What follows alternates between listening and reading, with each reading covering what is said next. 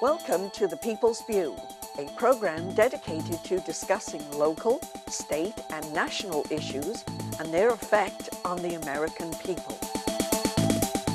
The People's View provides a platform for state representatives and national figures to present their viewpoint. Whether it's social, economic, or financial topics, you'll hear it on The People's View.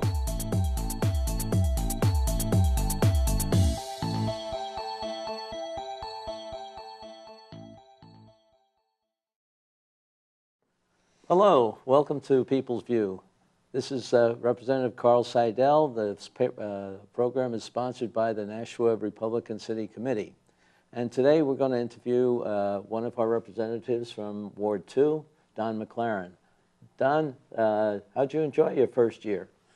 Carl, it was a real experience to actually go up there and not only to interface with the people in the know and know what was going on, but also learning how to do things and how to get things done up there. And it was an education, number one, and was everyone would help. You turn to anybody for anything, and they would help you. But it really was not only a challenge, but also a joy when we saw what we got done. Well, you were on one of the more active committees, weren't you? You and Pete Silver and Barry Palmer, who are all from Nashua, served well on that committee. What do you think was one of your biggest accomplishments? In that committee, we had, I'm trying to remember whether it was both constitutional amendments or whether it was only one of them. I think that it was, I can't remember whether it was, constitutional amendments came through, and I can't remember directly whether it was the 6 or 13. But anyway, one of the areas that was, I thought, impressive for me to deal with was the reorganization of the court system.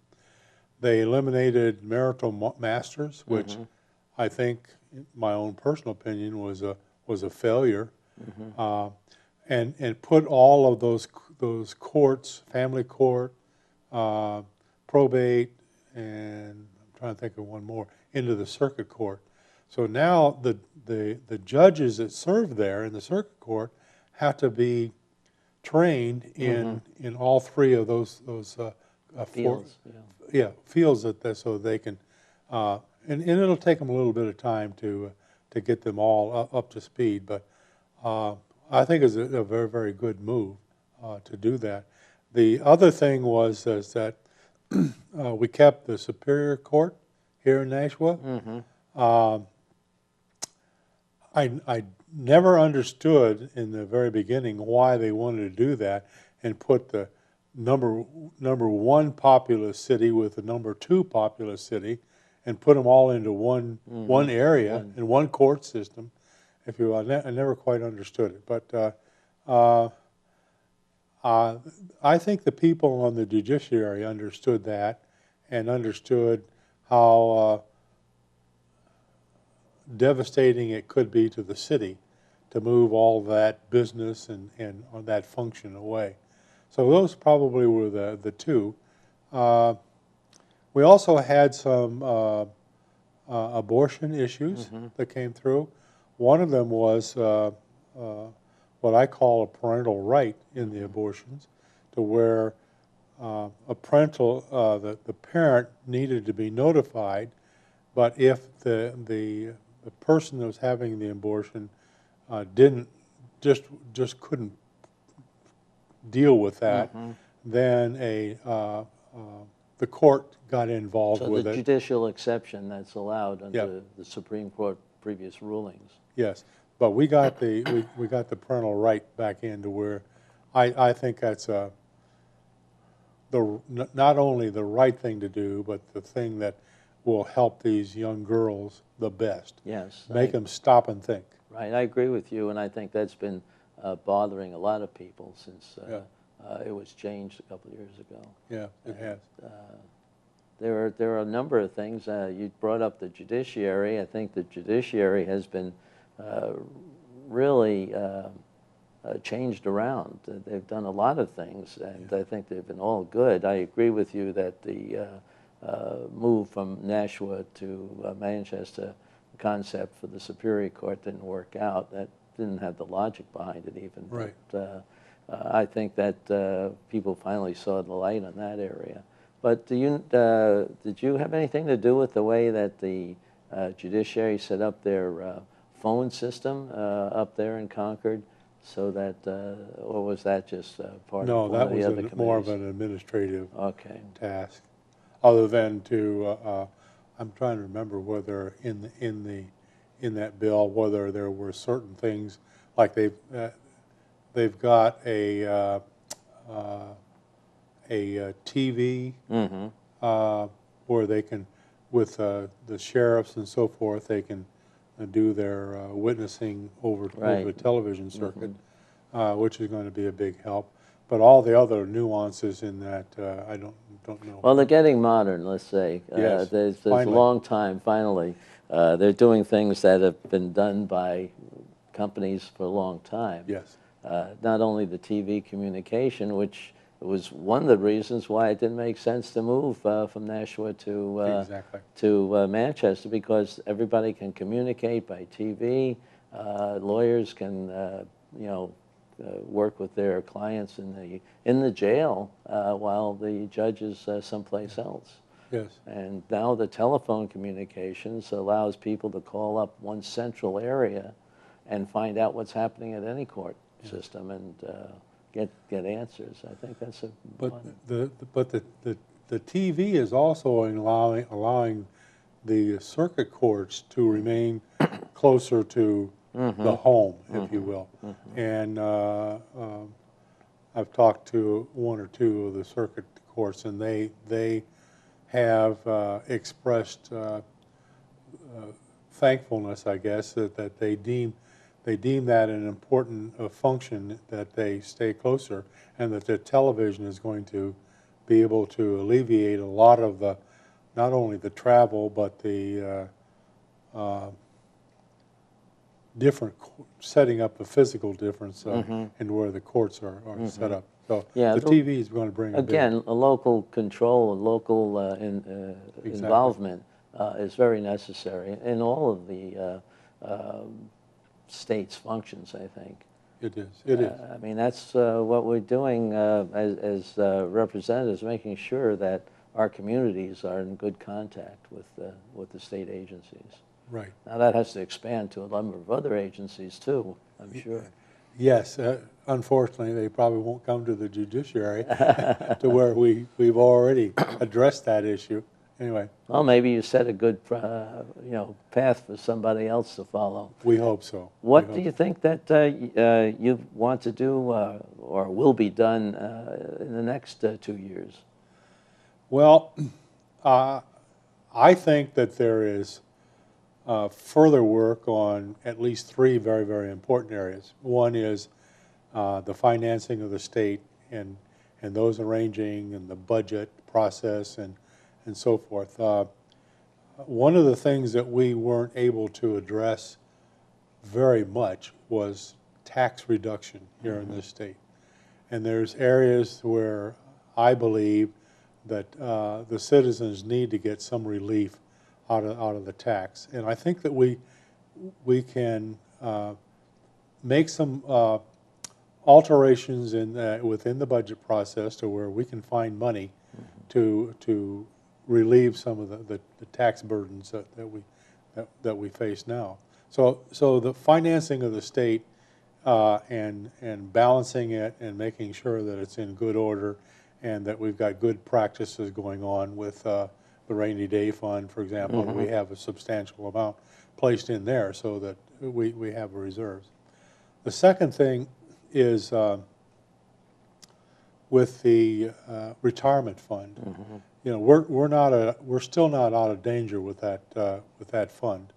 So we're going to have to take a look and make some more adjustments, modifications, enhancements and things that are going to preserve that retirement system for a long time in the future.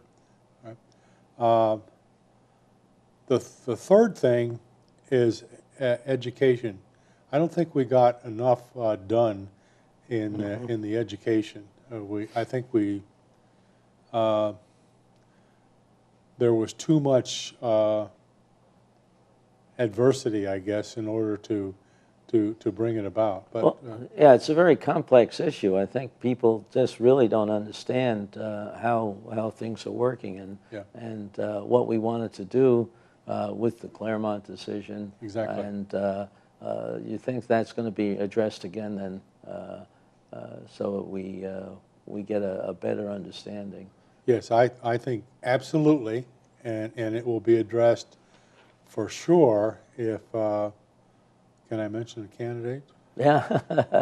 Ovid, I think, has expressed as a high priority on his as a, and maybe even Kevin, but education is going to be a high priority in the legislature and in the administration. I think both candidates have really backed that. They realize that that's important.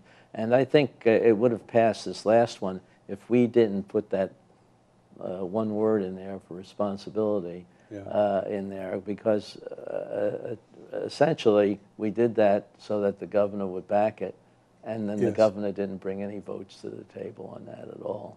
That's right, and then a lot of, because we did that, and so the governor would support it, enough of the Republicans then didn't support it either, because they didn't want to change what the first version went through. That's right. So, that's right. So yeah, we've got to get our things in order and more discussion and more. I think, and basically, our platform is that we want local control of education, with some support from the state where necessary. And I think that's, but you got to explain the details to everybody, because they either think we're going to dump more taxes on the local real estate tax, or that we're going to limit some of the expenses that are being paid. I was going to mention, I forgot to mention the third thing, and that's we're still working very, very hard in the legislature to bring about a not only a better but a well-positioned business climate in this state. We have done a lot of things, eliminating regulations, doing things with the BET that is favorable to the businesses. But we need to do, I think, a lot more to get ourselves in a position to where businesses think of New Hampshire as the ideal place to bring up their business. So I think that's going to be a very, very higher priority. I think so, and just as few things that we were able to get through have already shown us that people are coming back. Yeah. They're expanding. Even here in Nashua, a couple of companies are moving into that new area up on off Spitbrook. Yes. So I think that we're doing well there. And as you may know, I serve on that Rules and Regulations Commission, and there's going to be a big report out. We're getting into some of the details as far as what can be changed or what limitations should be put on the agencies when they enforce rules and regulations. Yes. It's not, what we want to do is we want to not come down and surprise people with big fines. We want to make sure that they're operating properly. And so there's a warning system now that goes in place the first time. And then they have, a quick time to correct the situation. Yeah. And so I think that's going to be more of a working relationship rather than a, I don't know what you call it, just a watchdog organization. You want the people to be doing things safely, properly, but you also don't want to come down and surprise them with some things and big fines. I think one of the good things that happened was allowing the business to direct their tax to where they want it to go with scholarships. That was something new. Very, very new.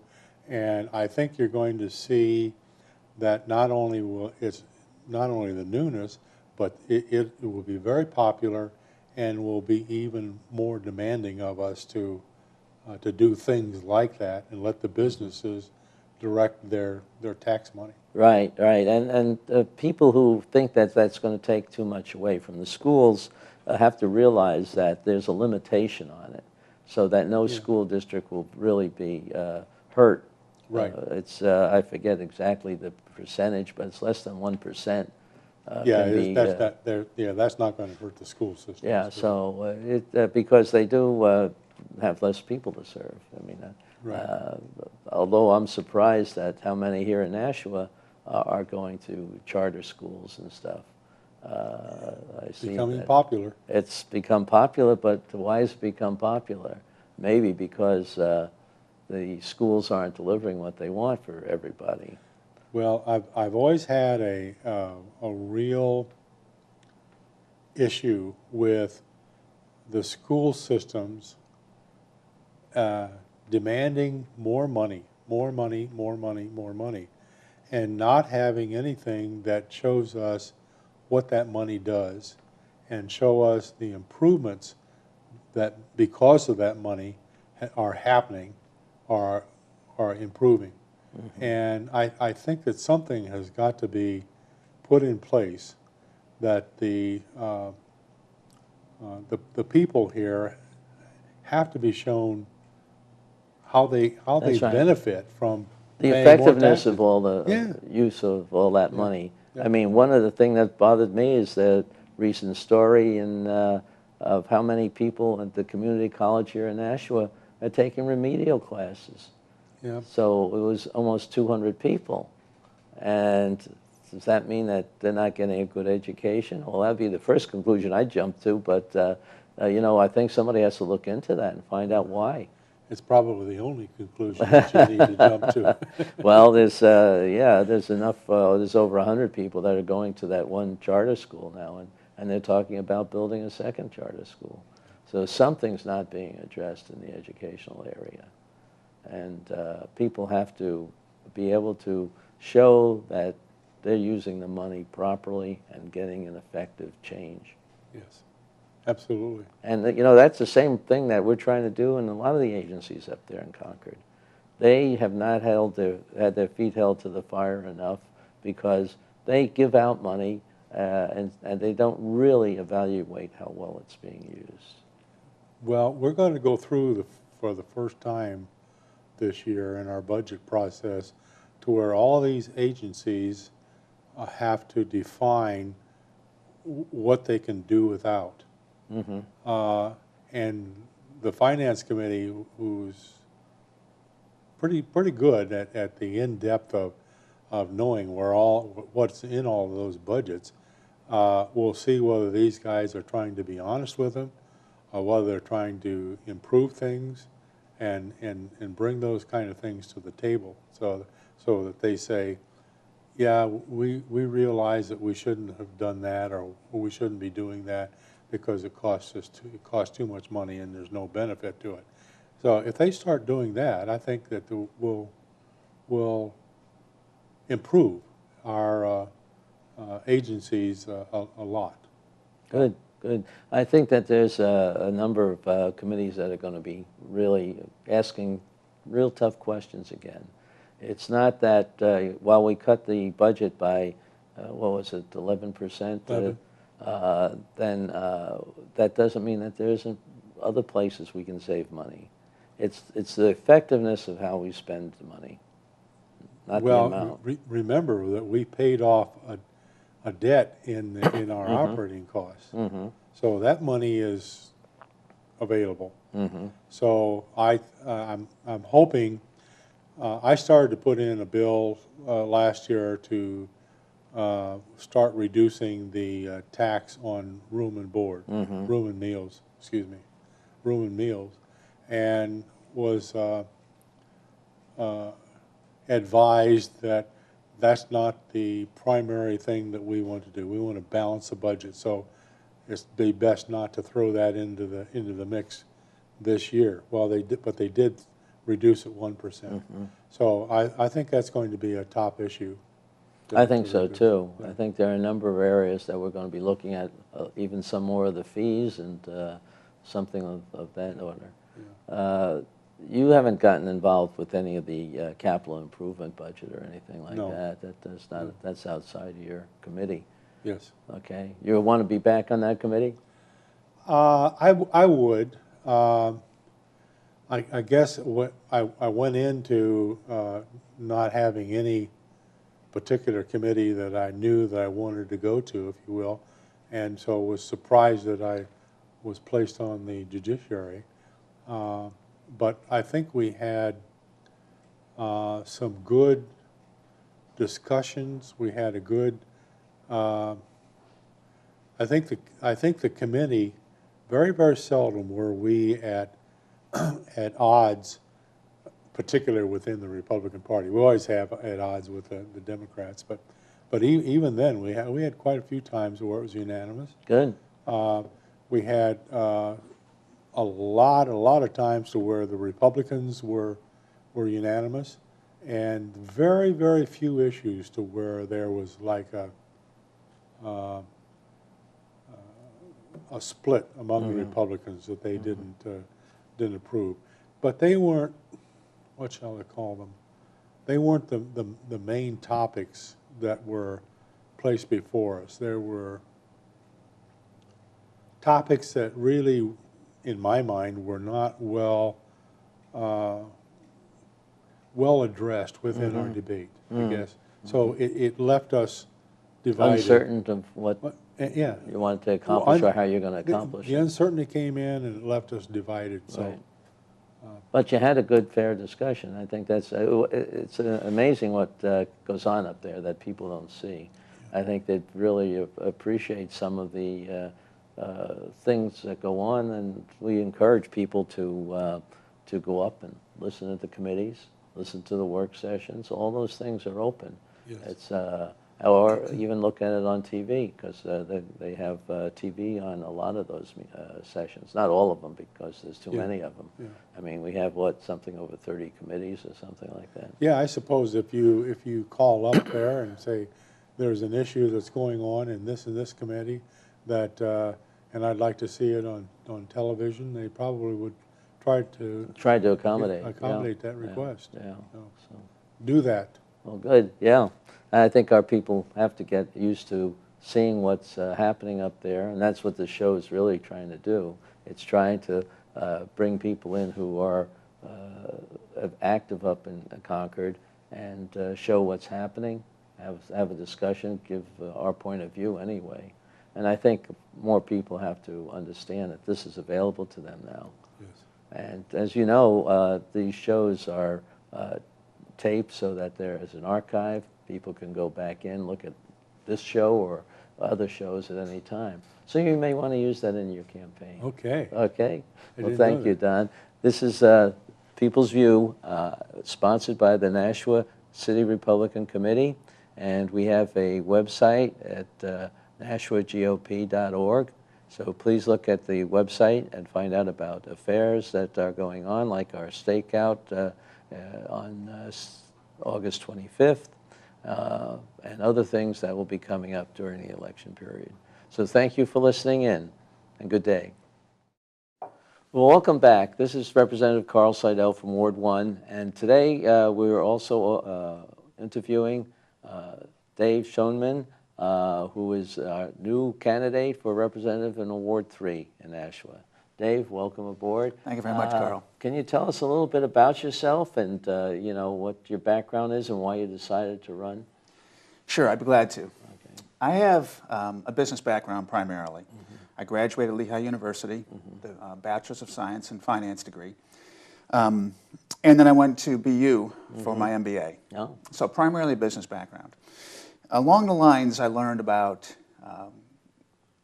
taxes and finances and how business works and the necessity for companies to make a profit, et cetera, and how taxes are necessary to run a society, but how business is really the engine of that society.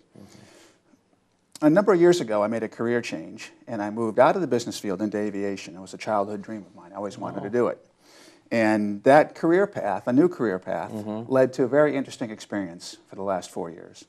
For the last 4 years, I worked for a defense contractor based out of California that builds drones, the same drones, the Predator and the Reaper, that we hear about on the news all the time. And since I'm a pilot, they hired me to be a pilot for their drones, and they deployed me to Iraq and Afghanistan to work with the U.S. military over there, protecting America's freedoms. While there, I got a very good glimpse of what the U.S. is doing overseas. By day, we were fighting a war, and by night, we watched the news from home.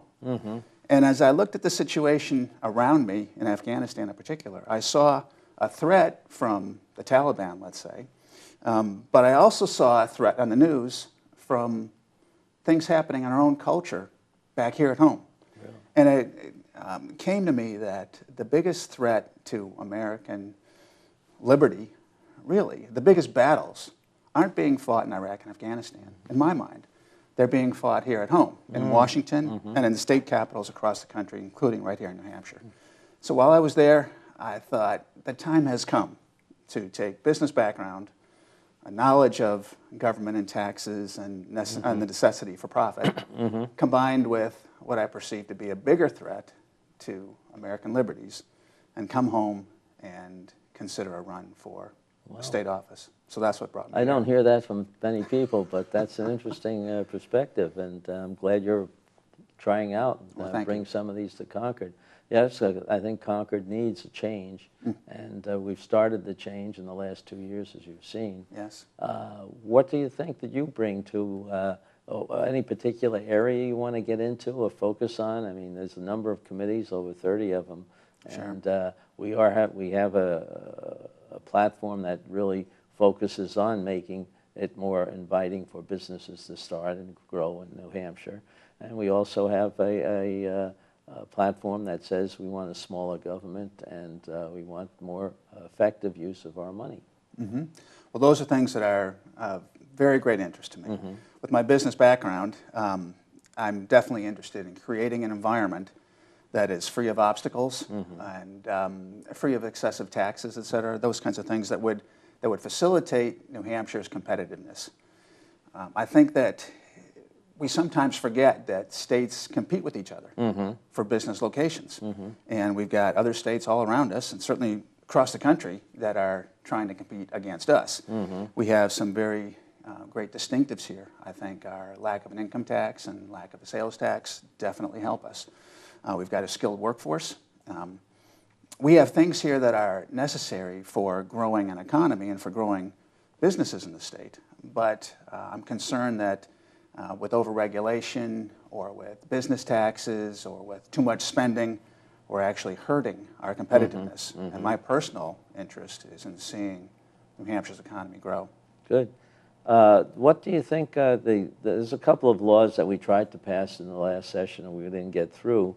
And I don't know how you feel that these would be effective in you reaching your goals, but the right to work, the ones for education, the cost of education, how that's going to be handled, and the rules and regulations, as you brought up. I'm on a commission for serving on reviewing rules and regulations, because I think of the last several years, we've allowed the agencies to develop too many rules and regulations. Even though they get a cursory review by the legislature, I think they've gone a little bit too far in a number of areas. We were able to get the rules, the committees that have, not the committees, the agencies that have the rules to warn people about stuff before they really slap them with big fines, you know, to make sure that things get changed. Do you feel that's a good approach? I do. Let me speak to right to work first. That's the first one you mentioned there. I'm definitely a proponent of right to work. The right to work is an essential liberty. You know, when our founding fathers said life, liberty, and the pursuit of happiness, the pursuit of happiness can be interpreted as the job that brings joy. And there should be no restrictions against someone pursuing a job that brings joy. when I transitioned from business, which I liked, into flying, which I loved, it was just a great opportunity. And I had an opportunity to pursue something that was really important to me. And I would like to see anyone in the state of New Hampshire have that same ability, whether it's flying or dentistry or construction or whatever it is. They should have that ability to pursue that occupation without being encumbered by demands that they join a particular organization or not. Well, one of the complaints is that we would be taking away collective bargaining rights. Now, I think the only thing we're taking away is the monopolistic control of those rights. We're not taking away the right to collective bargain. Exactly. That's right. But you can't cover anybody who doesn't want to belong to your collective bargaining unit. Right. And that's, I think people don't see that difference. They don't see that monopolistic approach that the unions have that keep the people in there. I mean, if you want to take, I don't know if you're keeping abreast of what's happening in Wisconsin, but when they imposed that, when they changed the law, how many of the unions lost a good percentage of their people because they did not want to belong to them? Right. Right, but the economy there is improving as a result. That's right. And I think that's very good news for the state of Wisconsin and for any state that's contemplating the same kind of changes. But you're absolutely right. Just like an employee has a right not to participate, other employees have the right to participate. And there should be no move to deny those rights. If a group wants to organize, fully support their right to organize. But I don't support their right to impose that organization on someone who doesn't want to participate. That's right. And I think it's just a matter of personal liberties that we're talking about here. And I think that the more liberties we have, the stronger we will be as a culture, as a state, and as an economy. And I see nothing but benefit. Just like Wisconsin, I see nothing but benefit, really. I see nothing but benefit for New Hampshire if we can go that direction. And I think you're right, and I hope you get there. Thanks. Help us.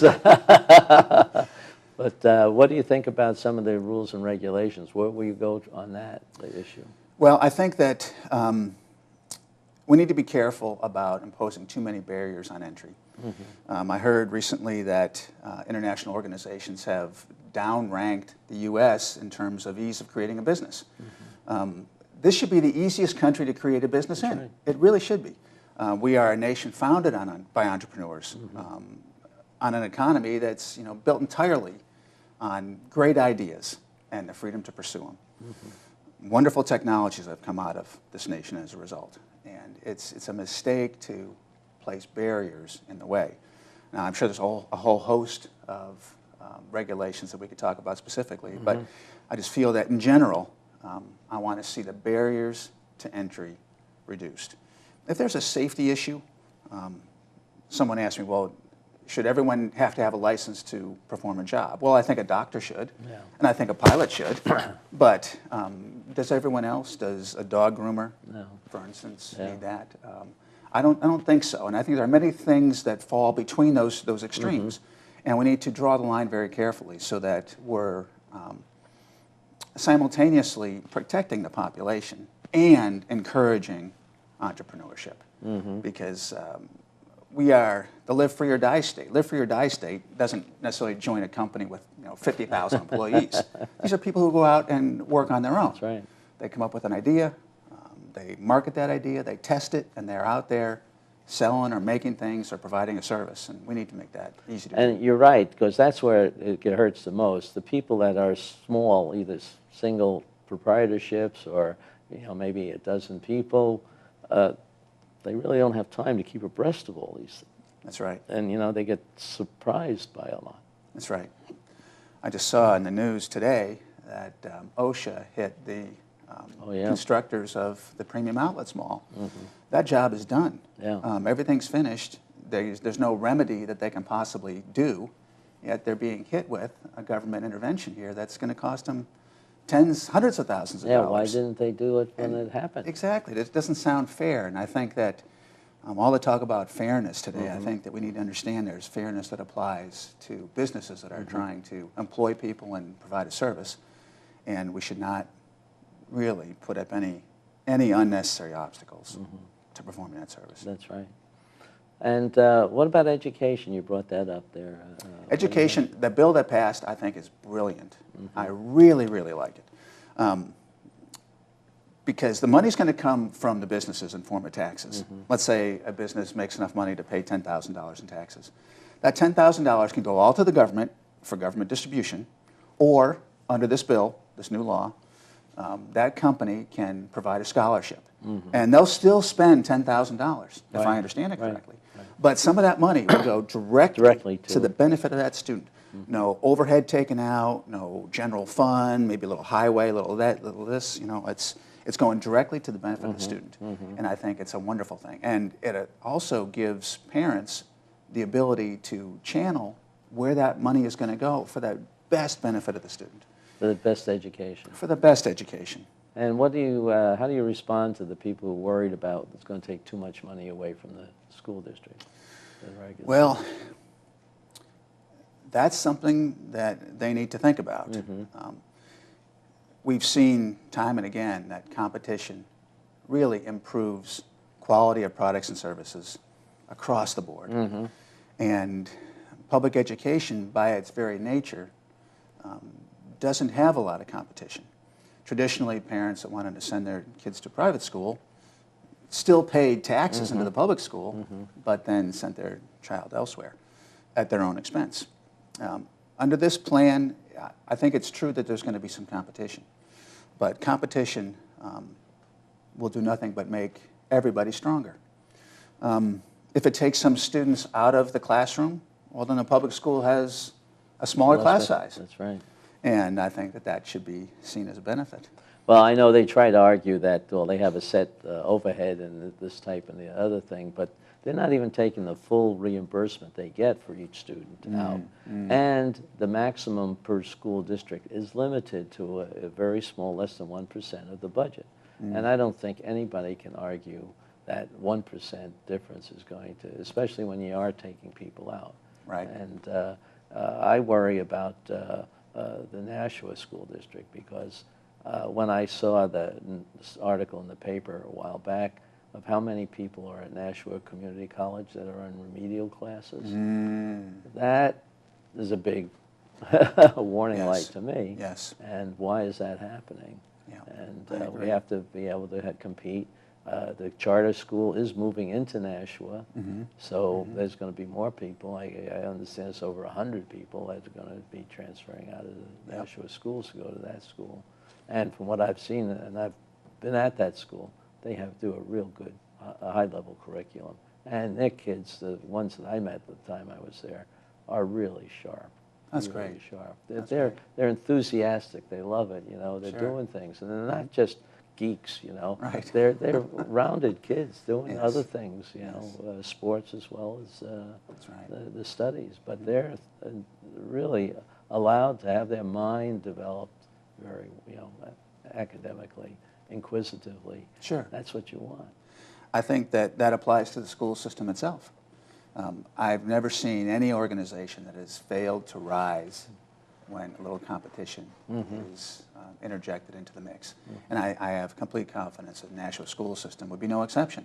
I think that... Oh, they have a number of wonderful people. Absolutely. Good Absolutely. teachers, but they still, you can't just throw money at these problems. No.